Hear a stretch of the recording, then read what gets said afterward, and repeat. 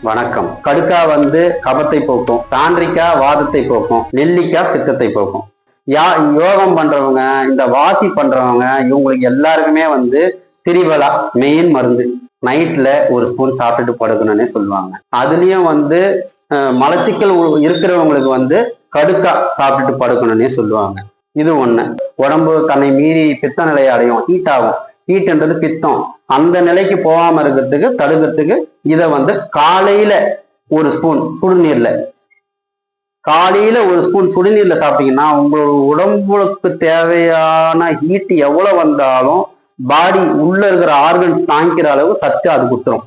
அதனால என்ன பண்ணுவாங்கன்னா 7 நாள் இருக்குதுன்னா 5 நாள் திரிபலா சாப்பிடு, 2 நாள் கடுக்கா சாப்பிடுன்னு சொல்லுவாங்க.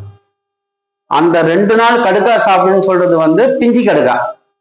பிஞ்சி கடுக்காவில் இருக்கிற கொட்டையை எடுக்கிறதுக்கு நம்மளுக்கு இது பிஞ்சி தானே, அது கொட்டை ஒரு இதுவாக தான் இருக்கும், தோலோட சேர்ந்த மாதிரி தான் இருக்கும். அந்த பிஞ்சி கடுக்காவை மட்டும் வாங்கின்னு என்ன பண்ணா, பசுனை விட்டு சின்னதா இருக்கும், பசுனை விட்டோம்னா அது உப்பும் ஒரு மாதிரி பெருத்து வரும், பொறிஞ்சு வரும்.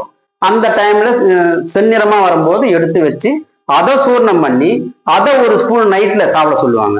அது சாப்பிட சொன்னாங்கன்னா நம்மளுடைய உள் வயிற்று ரணத்துல இருந்து எல்லாத்தையுமே ஆக்கி நம்ம உடம்புல எந்த ஒரு அழுத்தம் சேராத வெளியே அமைச்சிடும்.